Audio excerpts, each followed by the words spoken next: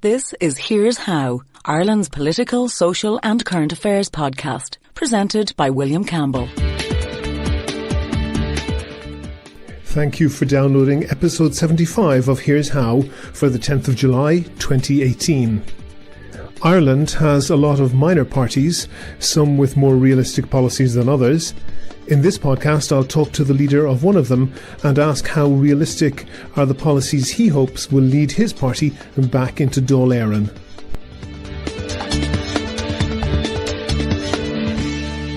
Here's How is Ireland's political, social and current affairs podcast. Make your view heard. Just dial 076 603 5060 and tell the world what you're thinking. Your voicemail may be included in the next podcast. You can find tips on recording your contribution and other ways to contact the show at here'show.ie/call.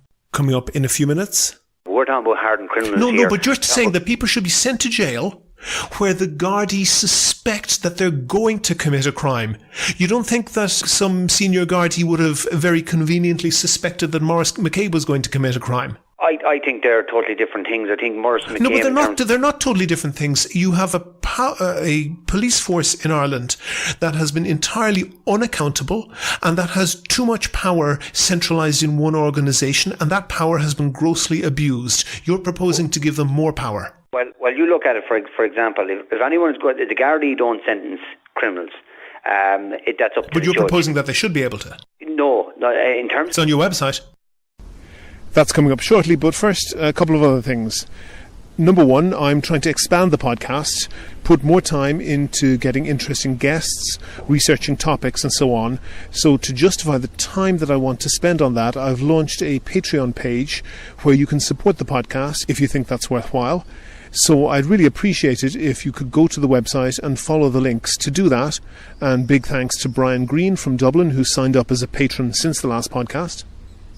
Secondly, I'm on holidays at the moment, so you might hear some background noise. That's because I'm recording this on a little recorder in the park. Anyway, I like free stuff. I think everyone does, even when it's not really free.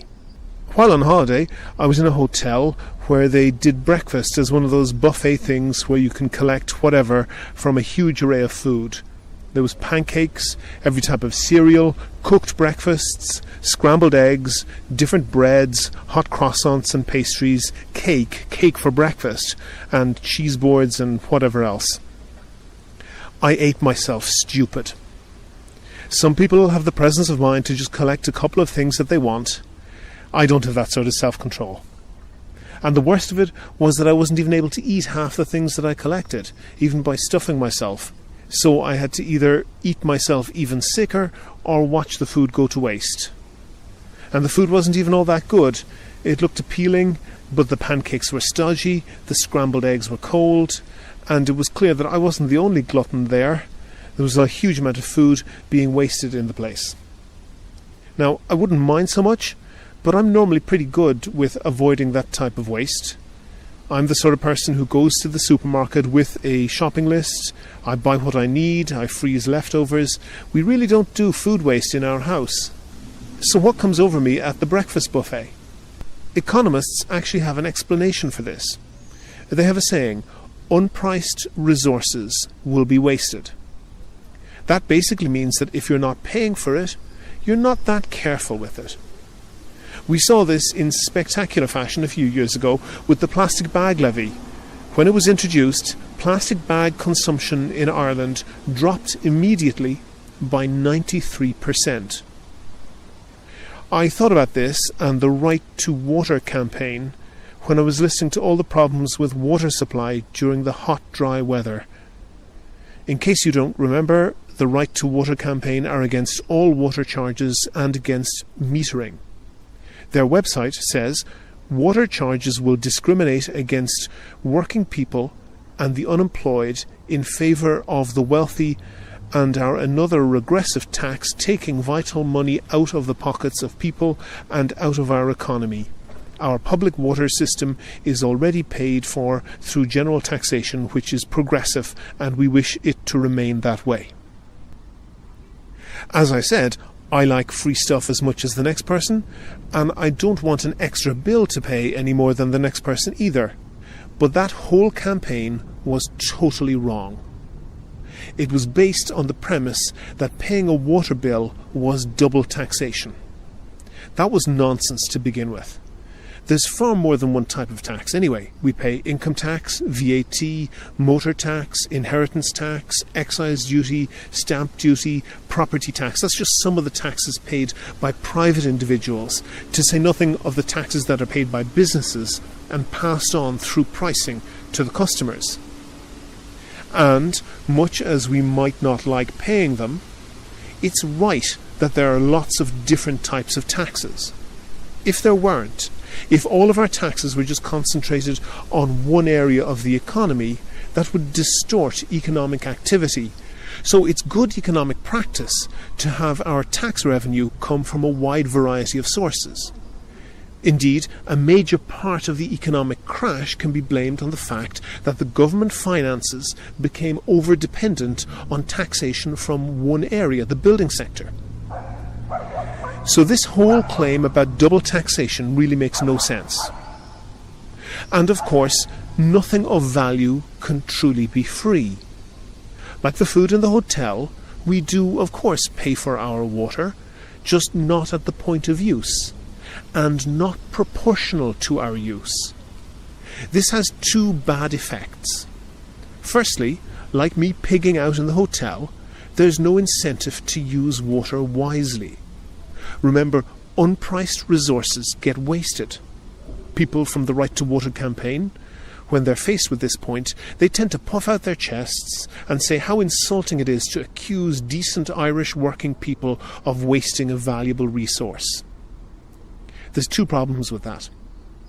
The first is that it's obvious that there are huge variations in water use, and it's clear that the richer you are, the more water you use.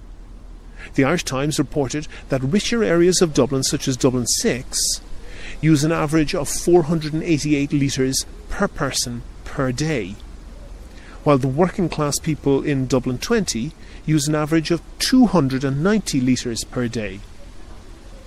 But both of those are huge areas, so the measurement isn't very fine-grained. Daily usage in Dublin 6 averages at 488 litres, so half the people use more than that, and for certain some of them use much more. And 290 is the average use in Dublin 20, so half of the people there are using less than that, and for sure some of them are using much less. How can I be sure? Because the average person in the UK, where water use is universally metered, is 150 litres per day, barely half the amount the average person uses in the lowest use area of Dublin, and the average use in the UK is less than 1/3 of the average use in Dublin 6. So it's clear that the people in the UK respond to incentives, and many people in Ireland respond to a lack of an incentive. When water is short, no doubt some people do the public-spirited thing and voluntarily cut back their use. Some people turn off the tap when they're brushing their teeth. Some people don't run the tap before they get a glass of water. Some people don't run the dishwasher unless it's full. And some people go to Lidl and buy plastic swimming pools that take more water to fill in one day than other families use in months. It's not fair that the thrifty should have to pay for the profligacy of others, especially when the profligate are, in general, richer than the thrifty. Right to Water's claim that water charges are anti-progressive is not only not correct, it's the exact reverse of the truth. And, as I said, there's a second reason why making water free is a bad idea. Not only do the customers not value it, the supplier isn't too careful with it either. We lose half of our water supply, half of it, through leaks. Irish Water inherited their system from the local authorities, and they're only slowly, very, very slowly, getting around to fixing any of them. And why should they? It makes no difference to them if the water gets to their customers or not. If that was electricity or any other commodity that's priced in the market, then I suspect that they would display far more urgency. It's not only the customers that react to financial incentives, the suppliers do as well. And it's not just leaks. Luke Ming Flanagan famously presented the then Taoiseach with a stinking brown liquid that came from the taps of some of his constituents. If any other company didn't supply an acceptable product, you could at the very least refuse to pay the bill. But when the bill is just stuck onto general taxation, the supplier has very little reason to get concerned. The financial transaction between a customer and a supplier fundamentally changes the power relationship. Remember that saying that if you aren't paying for the product, you are the product? That doesn't just apply on the internet. But it's true that water is a very basic commodity. People who say that you can't treat people's water supply like baked beans or lawnmower widgets are right. There's no prospect of any competition in the water supply, and cutting off the water of someone who can't afford the bill would be a devastating and disproportionate punishment to people who are already likely to be not very well off. But that doesn't mean we should give a free, unlimited supply of pure drinking water to everyone in the country to drink and wash with, to wash their cars with, to water their lawns with, and to fill their Lidl swimming pools with. We can't, and even if we could, we shouldn't. A supply of food is just as important as a supply of water, but nobody argues that food should be given away for free to all. It's not beyond the capability of our republic to have an effective, fair water metering and billing system. Effective means that it funds the upkeep and repair of the water system and disciplines both user and supplier to prevent waste and maintain a good supply. Fair means that people pay proportional to their use and that nobody is faced with a risk of their water supply being cut off. It shouldn't be difficult to figure out an allowance for the basic needs of a household, enough for drinking, cleaning and washing. Set that as a basic allowance to be paid for out of general taxation, and allow users who want to use more, to water their lawns, to wash their cars, or to fill their plastic Lidl swimming pools. Let them do it and let them pay for it. There's plenty of water in the system, and that funding can go towards fixing the pipes so that the water actually reaches the consumers. Never miss a show. Follow at Here's How Podcast on Twitter and like Here's How on Facebook for updates on each show's contents. Also, Right to Water make a good point that a water billing system could well be a preparation for privatising the system, as per the model in England and Wales. That has had very poor outcomes in the UK, and there's no reason to think that it would do any better here. And then there's the basic point that water in our rivers or in our water tables under our feet is an extraordinary thing to sell off to a company that can be taken over and run as a monopoly for the profit of shareholders in Wall Street or Shanghai. That doesn't mean there can be no private sector involvement, though. I don't see any reason why a private company couldn't bid to service the system. The KPIs, the measurement of how well they're doing, is pretty easy to measure. How quickly repairs are done, how much water leaks from the system, and the quality of the water itself. Private sector management is generally more efficient, and there's no need to sell off the assets to benefit from that. I'm not totally convinced of the idea of a constitutional amendment to prevent privatising the system, but whatever needs to be done to prevent that happening is certainly a good idea. Do you agree? Do you disagree? If you want your point of view heard, dial 076 603 5060 and leave a contribution for the show. The lines are open 24/7 and you can find tips on how to record a good contribution and other ways to contact the podcast at here'show.ie/call. On the line now, I have John Leahy. He is the leader of Renua Ireland. John, you became leader after Renua didn't have a very strong result in the last election. What are you looking forward to in the next election? Yeah, well, firstly, we're delighted to be back on the pitch. As you clearly stated there, we had a very poor showing. We got none of our TDs elected. The only positive thing was that we got 2% of the vote. Mm-hmm. So over 50,000 people, or approximately 50,000 people, came out and supported Renua in terms of our policies. And that allowed us to have state funding. And in that state funding, we've used over the last 2 years, approximately, there, trying to develop policy. I became the leader of Renua at that stage. After doing a root and branch review, we went around the whole country and we met the membership. As you can imagine, the membership were very deflated at that stage. You know, we had a high-profile leader in Lucinda Creighton. Mm-hmm. She failed to get elected, and I suppose people felt, well, what direction was the party going to go in, and was there still life in Renua after Lucinda? I suppose we have proven over the last 2 years that there is life. We've readjusted our policies, and we're driving forward, and we're building a nice platform in terms of running candidates in the next general election. Okay, you say that you've revisited a lot of your policies. In the last election, you were pursuing what was called a flat tax. I see now on your website your policies include a progressive taxation system, which is really a direct reversal of the flat tax. Why has your views changed on that? Well, the views in terms of us looking at and trying to alter the tax system, which is a very complicated tax system. I think there's over 40 components it's got to do with the Irish tax system. Mm-hmm. Flat tax to me and looking at tax is all about rewarding work.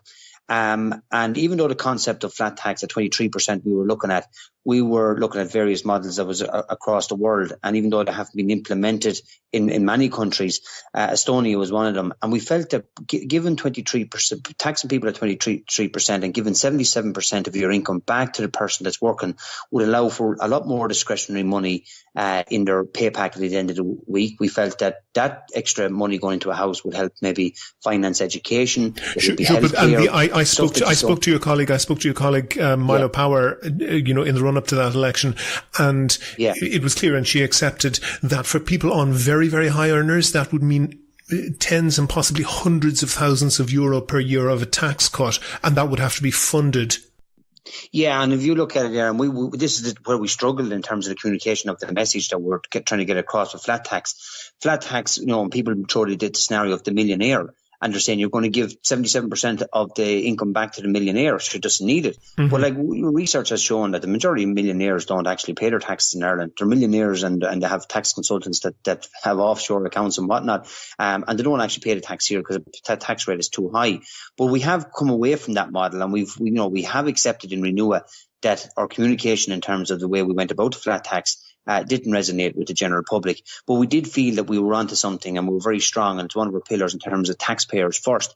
And we did revisit the model, and we revisited it under the guidance of Jim Power, the economist. Mm-hmm. And we brought him on board as a consultant to look at changing the tax bands. Now, thankfully, Leo Varadkar, the Taoiseach, and Pascal O'Donoghue, the Minister of Finance, has looked at this in the last 2 years and actually has changed the tax bands. We have a situation in this country that, if you some income earners that if they earn over 33,800, they're on 50% tax. And we have found they're not on 50% tax. They're on 50% tax for their marginal income, for the next euro that they earn, but not of their entire income. That's right. But we felt that this was disencouraging people from actually taking on employment in some cases. We're looking at a situation whereby overtime, some people that would do overtime would actually be in a negative position rather than a positive position after doing overtime. So it was constantly hampering people. And thankfully, the current government is looking at it. And they're talking about moving the tax bands again in the 2019 budget. Now, I know it's been... You're talking a little bit, John, you're talking a little bit more like a lobby group than a political party there. And I'm looking at a lot of the policies that you put on your website very helpfully. It doesn't seem like of the radical things that were in Renua, people may have liked them or not, but in the last election you certainly did have some radical policies such as the flat tax. Have you just kind of watered them down so that you're just a mini version of Fianna Fáil or Fine Gael? No, well, if you take it at the moment, we've started the agenda in terms of taxation. No other political party was talking about taxation until we came with the flat tax and actually talked about rewarding work. And if you look at our slogan for the last election, it was clearly stated on all the posters for Renua and all the candidates was rewarding work. And we've started that conversation. Now, thankfully, that has been carried on. If we were in government in the morning, that'd be one of our pillars, one of our 6 pillars. And if you talk about being radical, if you take the other situation where we were looking at the 3-strike rule, now people laughed upon us at the 3-strike rule at the time. But this is a criminal policy. You're saying that people who commit 3 crimes, exactly what sort of crimes are we talking about there? We're talking about hardened criminals. And again, this was a message that was played around with in the media, and we weren't allowed to communicate it. Now, we have ourselves to blame. I'm not blaming people that maybe have strength in the media. At the end of the day, we have to take full responsibility. But if you look at it where our position is in terms of law and order, we are the only political party that wants to be tough on crime. We in terms of the 3-strike rule, at the time, we were looking at situations where you had elderly people that was being tied up in their homes and left for dead. I had a situation in my own constituency, a high-profile case, whereby you had an elderly man, a farmer, a bachelor, who was tied up and left for dead in a place called Coolderry in County Offaly. It was on a high-profile case. John, that 3 strikes policy, I think it was intended to get across a feeling of being tough on crime, but it seemed to hark to policies that are in the United States that in some cases have been incredibly unjust. For example, people getting 25-year or lifetime prison sentences for having a very small amount of drugs for personal use. Whatever your policy was, do you think that it was perhaps intended to give the impression of throwing red meat to the most reactionary elements in society? That hasn't gone down well in the US, has it? No, that hasn't gone down too well in the US, but what hasn't gone too well in Ireland is in the fact that the amount of rural crime that we've seen, the amount of elderly people that has been beaten up and tied and left for dead, and then just reports then come back in, and you have criminals that are looking at the opportunity of happening again. They're on bail, they're repeat offenders. We have a situation in this country where we have hardened criminals that are maybe at this point in time 16, 17 plus convictions, not serving time in jail, getting back out and just using the opportunity to do what they need to do. We have a situation where we have gangland criminals in this country. Exactly what can be done about that? Well, what we would see is we see tougher on crime. The problem is if you're a criminal at the moment in Ireland, you look at the opportunity and you look at the risk. And the risk does not measure up in terms of the consequences that needs to be for a criminal. If you go out and you create a hardened crime in terms of aggravated burglary, you ransack someone's place, you come in, fair enough, let it be the case first time around, you get bail. But if you're a repeat offender and you go out and you commit an aggravated burglary or you interfere with people's lives again, Renua will not be unapologetic on this. We will make sure, and we want a situation where they will do time and do hard time and do long time, and they won't be in a situation whereby that they're getting back out after a couple of months, or in many cases that you've seen in Ireland whereby the Gardaí would escort the criminal to the prison, and next thing there's no room, and next thing they're back out in the road straight away. Like Renua want to be in a situation where we need to build a prison. John, one thing on that, and first of all, I agree with you, and I think a large proportion of people will agree with you in particularly, and one good idea that I've seen on your website that I think we certainly endorse would be to remove judges' discretion to impose concurrent sentences, whereby you get 2 for the price of 1, or sometimes 22 or 102 for the price of 1. You commit a large number of crimes and you only serve 1 sentence. But we have serious problems with Garda corruption. We have incredible stories coming out. We have the Garda Commissioner himself personally benefiting from corruptly cancelling penalty points. It's not feasible, is it, to give the Gardaí ever more power? And the one thing I want to just read directly from your website here, it says, introduce 90-day detention orders for those whom Gardaí suspect of being actively involved in preparations to murder or some other crimes as well. If that had been available, what do you think would have happened to Maurice McCabe? Yeah, well, I think Maurice McCabe, in fairness, didn't go out and actually kill anybody. But we're talking about hardened criminals here. No, but you're saying that people should be sent to jail where the Gardaí suspect that they're going to commit a crime. You don't think that some senior Gardaí would have very conveniently suspected that Maurice McCabe was going to commit a crime? I think they're totally different things. I think Maurice McCabe... No, but they're not totally different things. You have a police force in Ireland that has been entirely unaccountable and that has too much power centralised in one organisation, and that power has been grossly abused. You're proposing to give them more power. Well, you look at it, for example, if anyone's going... The Gardaí don't sentence criminals. That's up to the judge. But you're proposing that they should be able to. No, In terms it's of on your intention, website. what we're talking about there is the amount of money that's spent in this country trying to keep criminals from killing criminals is just chronic. There is not a thing about the victim here.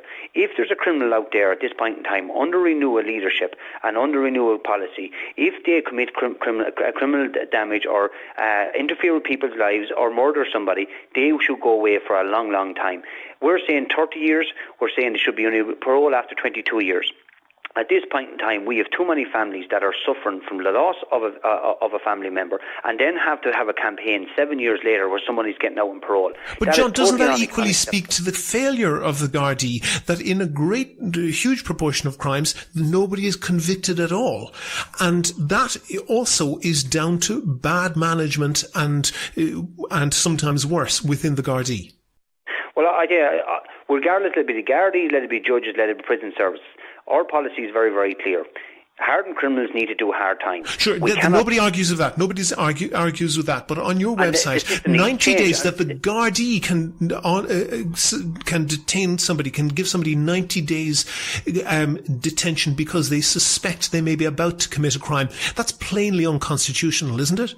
I wouldn't think so. And we're talking about here, gangland is what we're talking about here. No, we're not, because this doesn't involve any court decision. It's just what the Gardaí suspect. And we've found out, for example, with allegations, completely false allegations of sexual abuse made against Maurice McCabe, Gardaí can suspect things that are mighty convenient for them to suspect.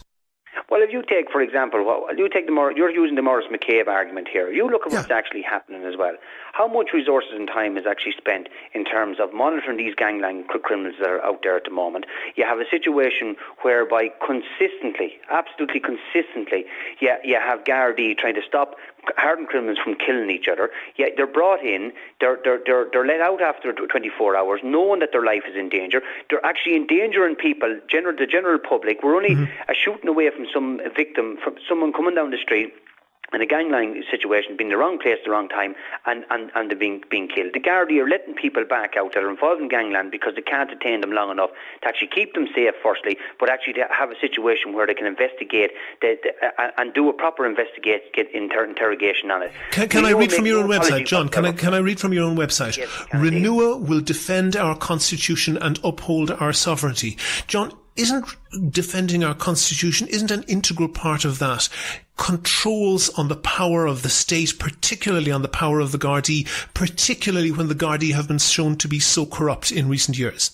There's no question the reform is needed in the Gardaí, but reforming the Gardaí, it'll only happen if policies is right, and we need to get policies such as Renua's, and no other political party is saying this. I don't see anything on reforming the Gardaí. No, I'm saying we all accept that there's elements of the Gardaí need to be reformed. There's no question about that. But reforming the Gardaí and not having the proper policies in place is not going to work. Blaming the Gardaí for everything is not the solution. Blaming the judges is not the solution. They're working within the policies that's laid down by government, and we believe that the policies laid down by government is not strong enough to deal with the hardened criminal. And the opportunities that's out there for the criminal and the risk, there is no consequences to it. And that's why we're seeing a rampant increase in hardened criminals more or less taking over this countryside. We've seen them coming through to rural Ireland, driving through the motorways, ransacking anything in front of them, and being caught and having just going in front of a judge, and a judge in Kerry making one decision, and the same situation, maybe a similar situation up in Offaly or in Cork, and they're getting away scot-free. There's no consistency in terms of the penalties that are put down them. And our stance is very, very simple in Renua, and we're the only political party that's saying it. We want to be hard on criminals, and we want to put them away for a long time. If they interfere with the general public in any shape or form, and there's victims on the back of it, we want to make sure they do a hard time. I think you've communicated that very clearly. To move on to one other issue, you say that Renua will campaign for the return of national visas over all policy areas and the abandonment of qualified majority voting within the EU. Specifically, Renua are opposed to the common EU foreign policy and will work to ensure Irish fishermen are given greater rights to fish their territorial waters. Irish fishermen don't have anything restricting them from fishing their own territorial waters. The size of the industry is perhaps small. But one thing on that, if every country, all 28 or 27 when the UK leaves in the EU, has a veto on everything, that means nothing can ever get done, doesn't it? Yeah, well, firstly, Ireland needs the EU. We're a small open economy. We need to have trading partners. What we're looking at is a situation, especially in the fishery side of it, is we have been approached by lobby groups that have stated clearly, that there's too much restrictions there. And too much restrictions on what exactly? Well, in terms of fishing rights, it has been a major issue. It has come up with a Waterford candidate, so it has, and he's brought this to the fore. I wouldn't have. Well, this is a restriction on overfishing you're talking about, or what? Yeah, the restrictions in general. Now, I wouldn't be massively au fait with the fishing industry. There's no point saying. I think there's areas that I deal with, and there's areas where other people deal with. But in terms of the EU is needed. It was an issue that was. But hold on a second, then. Hold on a second, because what it seems to me from this here, and also you say we do not believe that free movement of people is an essential element of any customs union. You're essentially saying that you would want Ireland to withdraw from the free movement aspects of the EU. Yeah, well, if you take it the free movement of people at the moment, like we're bringing people into this country, the direct provision hasn't worked. The first thing hold on for a second. No, you're confusing two completely different things. There's freedom of movement for EU citizens within the EU. Direct provision has nothing got to do with that. No. Are you saying, and you say we believe that free movement of people is essential, and we do not believe that free movement of people is an essential element of any customs union. You're saying that you want Ireland not to participate in the free movement of people that is essentially an essential part of the EU. Yeah, free movement. That's a policy that we're working on at the moment, and my apologies there, I mixed it up with immigration, because we have a policy on immigration. But the free movement of people in terms of the EU, I don't know what page you're reading our policy off at the moment, but are you sure it's not the immigration page that we're talking about here? I'm pretty sure that it says, I'll give you the exact text, we want to work to introduce an Australian type point system for inter-EU migration. We do not believe that the free movement of people is an essential element of any customs union. You're saying not being part of the free movement of people within the EU, which essentially, as the UK is finding out, means not being part of the EU. Yeah, and I suppose in fairness, we are learning a lot in terms of Brexit and the policies are going forward there. So from that point of view, listen, what it states, and there's very little, so in terms of where Renua stands on it, we are sceptical in terms of EU involvement, in terms of their over-involvement in this country, their over-regulations, and it's something that we're trying to stem. Well, if you take at the moment, and you take them taken at a local level, the local authorities, and I find it as a county councillor, there's constantly EU direction coming down at local level, never mind at national level, in terms of how funding is spent, how we operate our councils. Give me a couple of hard examples. Yeah, well, for example, like you see our road network, the money comes down from the road network in terms of from the TII, and basically. What's the TII? Yeah, the TII is the Transport Infrastructure Ireland, and we will see constantly that we're being told that certain projects have to be allocated. This is EU funding, and it comes down, and we don't have control on it, even though we might have roads that are completely derelict. Decimated from potholes and whatnot, and constantly every time that you see central government want to pass something, there's always a EU stamp to it. No, hold on for a second. No, constantly is a very big word. Give me a hard example of an over-regulation where you think Ireland should be allowed to do something that we're not allowed to do because of an EU regulation. Well, I'll give you the typical example in terms of how local government can spend their funds. There's very little discretionary money on it. Everything is in terms of how they operate on a day-to-day basis. You look at the environmental section, look at the road section. It's constantly when you're being this secular comes down from the council. You see planning, for example, is a big one.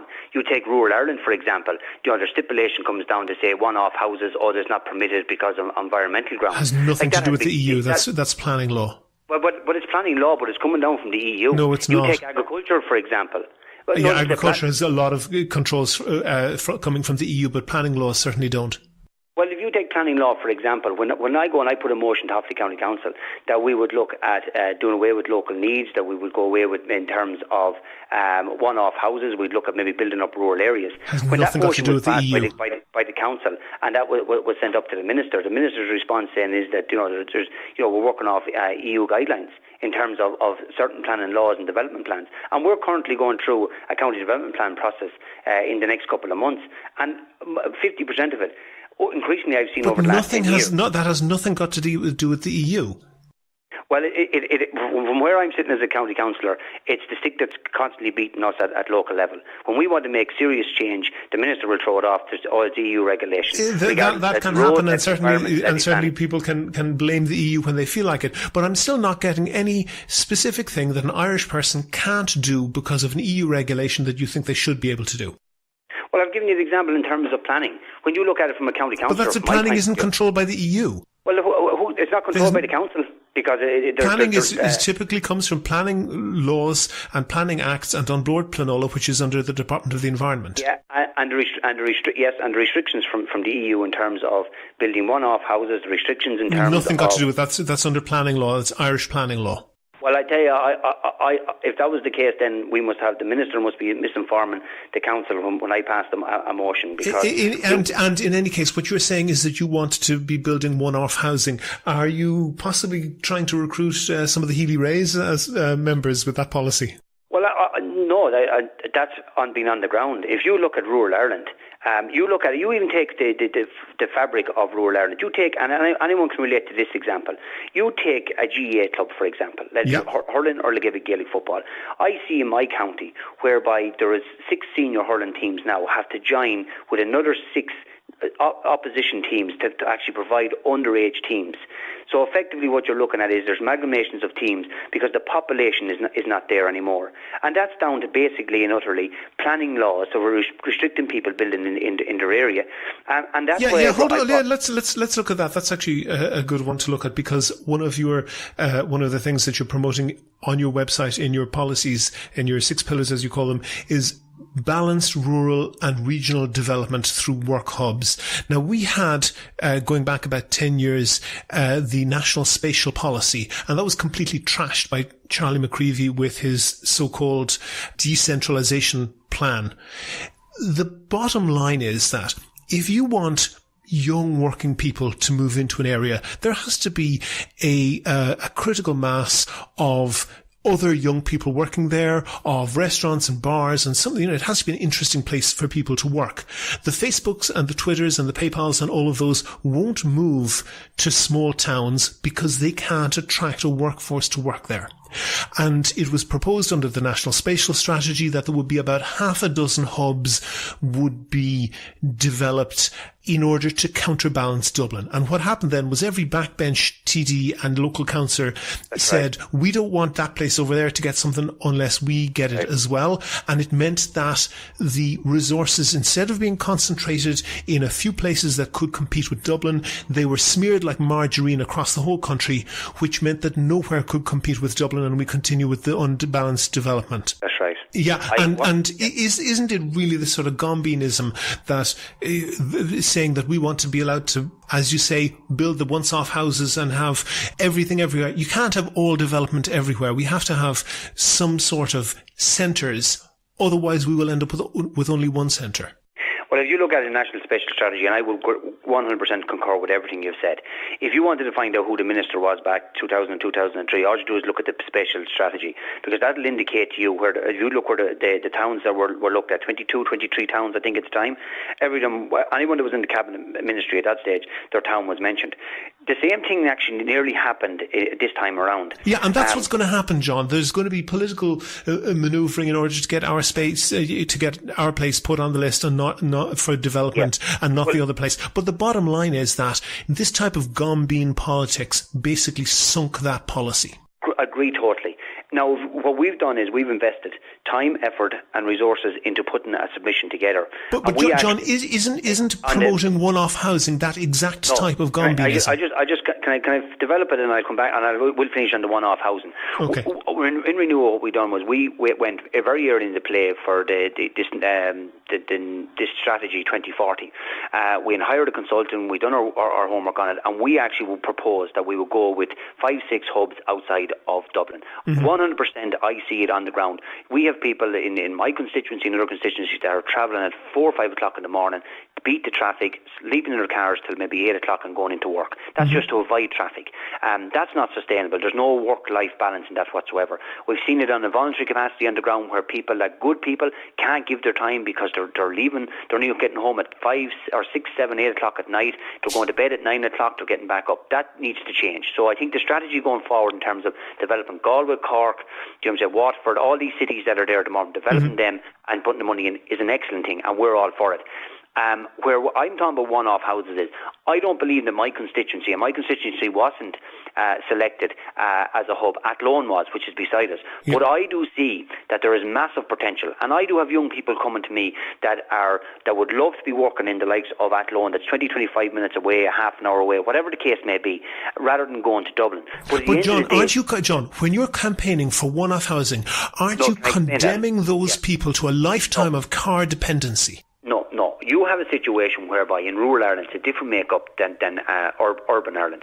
You have a situation where that's what we need to change, John, because what's happening is that's what you need to change, because essentially large rural areas have to forego that development in order to centralise that development in places like Cork, Waterford, Athlone or whatever, and that would create a critical mass that those regional towns and cities will be able to compete with Dublin for the larger employers.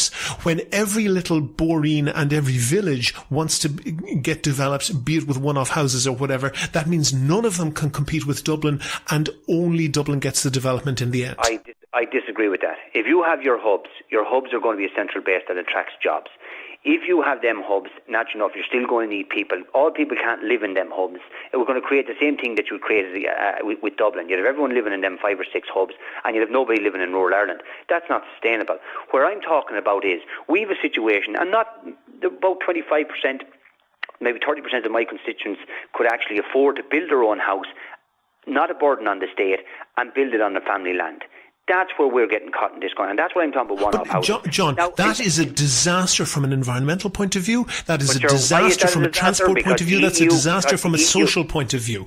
That means that everybody who lives in those one-off houses, if they want to buy a litre of milk, if their kid wants to visit the other kid in their class, every single time they have to get in a car and drive, and that's a disaster. That's rural Ireland, and we can't take that away from people. And it's everyone's right to actually live in where they were born. So, like on what you're stating then is that we'll close every primary school that's in a small village. No, but the development should be focused in a short list of places. The only way something develops is the fact that you have footfall. You can't have footfall if you have people living in the urban cities. That's not possible. I totally reject that, and that goes back to my point in terms of EU involvement. The EU were telling us that we cannot build one-off houses because of the environment. We have state-of-the-art septic tanks now, filtration systems.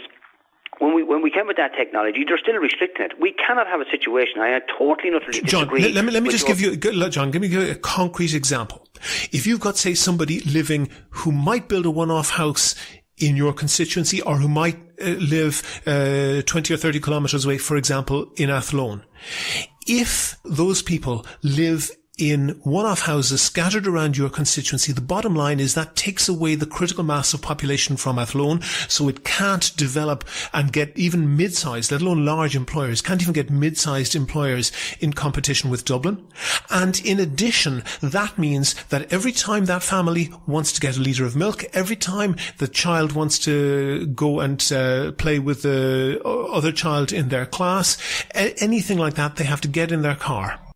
Well, I totally disagree with that. I'm from rural Ireland, and it doesn't work that way. And if we had to follow the policy that you're saying, in terms of that we'd overheat a hub that's going to be there, housing, rent. But the alternative, John, is just to overheat Dublin.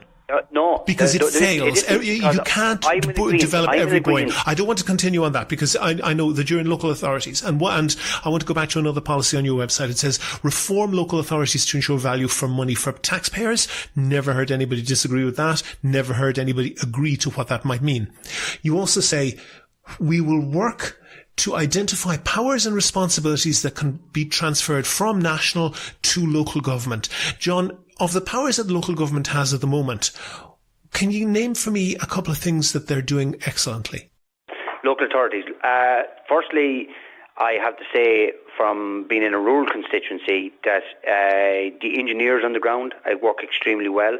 The people we can all say that, and we can say they're all grand people, and they're best, and they walk uphill to and from work. But I want to know what responsibility that, when we can say your local authority, what responsibility does it have that it does excellently? Well, there's a lot of responsibilities taken from them, and I'll cover that in the second part of it. But if you take from a local authority point of view, we have over 2,000 tenants in the housing. The maintenance of them houses, the upkeep of them and the antisocial behaviour and all that is kept very good intact. They have an excellent record. They have excellent staff there. They have an excellent staff in terms of the... So local authority housing, you're saying. Okay, next. Yeah, the environmental side in Offaly County Council, in fairness to them, they're very, very good in terms of the litter wardens, working with community groups in terms of tight towns. That's an excellent initiative. There's a lot of great work going on in the villages and towns in terms of the village renewal schemes. We had 4 towns last year, 8 towns being done up this year. That means a total transformation of the towns in terms of footpaths and the way the town operates and traffic management. Okay, so that I think that's, you may well be right on what you're saying, but it seems to me terribly small beer. And if I can just go through a couple of things that the local authorities and the power's been taken away from them. Well, can I go through a couple of things? Well, let's have a look at the powers that have been taken away from them. Yeah. One of the powers that was taken away from local authorities was taxi regulation. Taxi regulation was a catastrophe, literally a catastrophe, before it was taken away from local authorities. One power that they still have is maintaining the electoral register. The last time that I can get any quality data on it is about 10 years ago. It's striking that they don't publish it anymore. 1 entry in 3 on our electoral register, the most crucial thing in our democracy, one entry in 3 was an error. Yes. Another thing that they're responsible for is driver licensing. This is a catastrophe. And also the penalty points. We have no idea who has what driver's license. It is a disorganized mess. We have no centralized system of taking away licenses from people whose license has been suspended.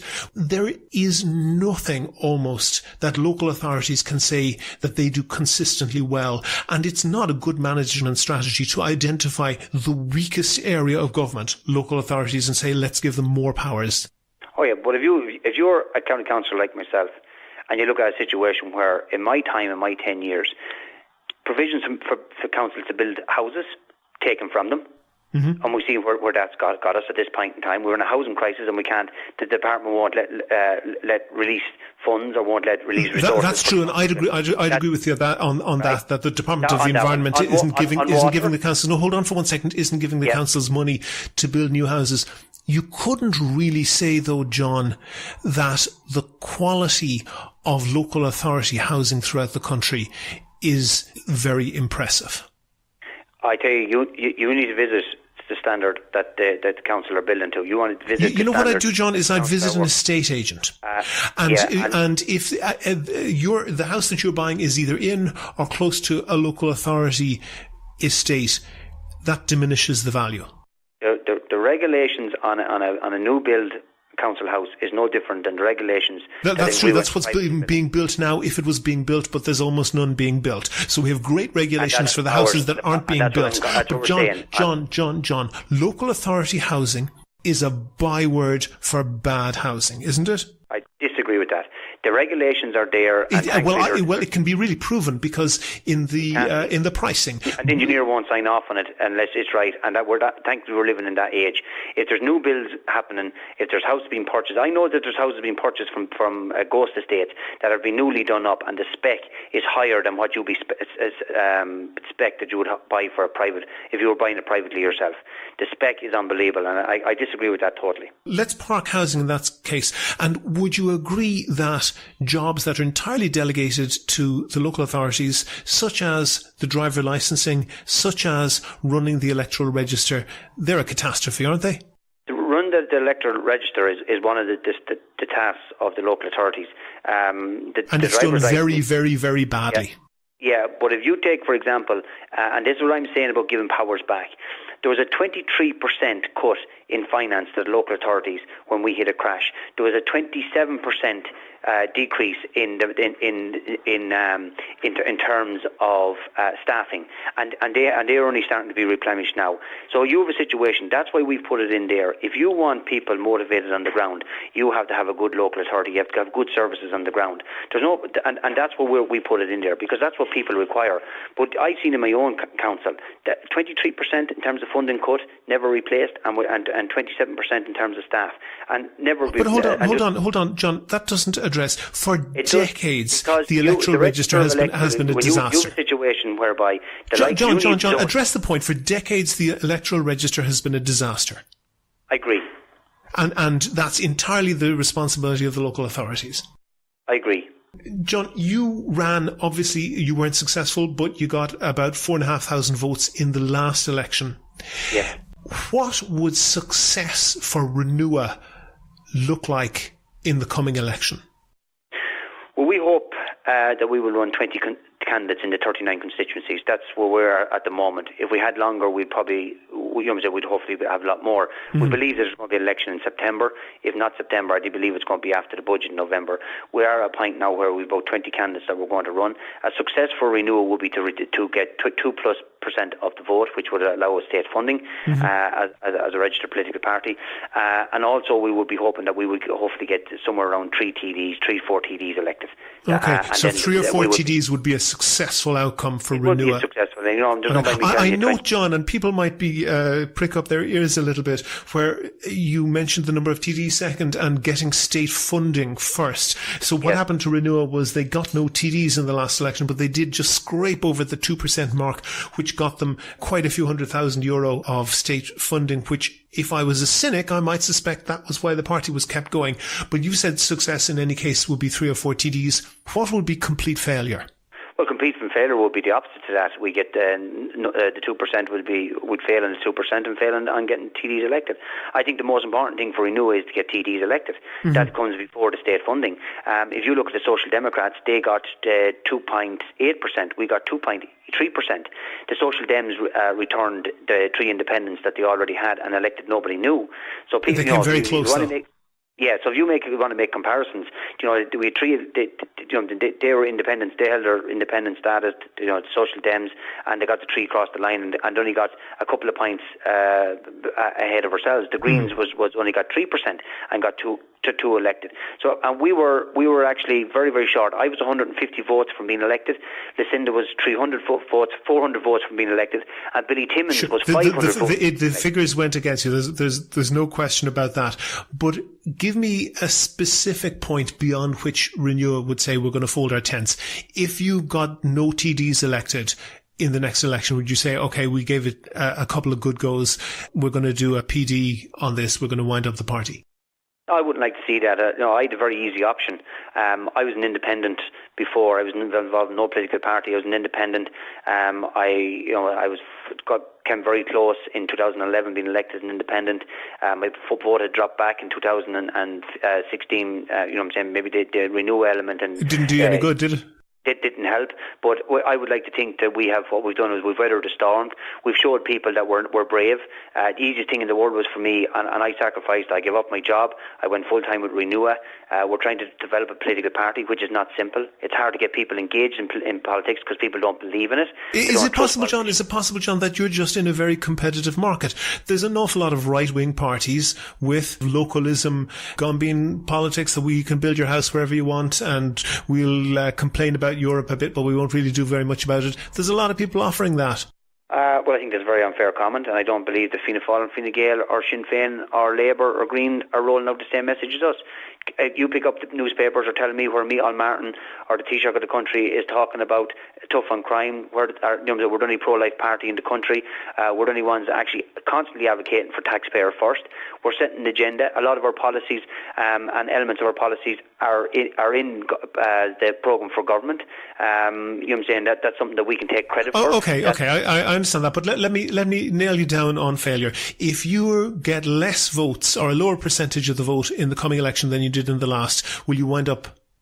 I don't talk negatively. I'm a very positive person. I can't think like that as a leader of a political party. I'll deal with that when the time comes. But from a Renua perspective, we're out, we're fighting, we're there. We've gone against, everyone's predictions that we would be wound up after 6 months. We refuse to do that. We're back now with 20 candidates ready to run the field. We're back with a manifesto. We're back with a website. We're back with policies. We are starkly different than Fianna Fáil, Fine Gael. Anybody can see that. Even the way I'm talking, and you won't hear Micheál Martin or Leo Varadkar or Mary Lou MacDonald talking like the way I'm talking.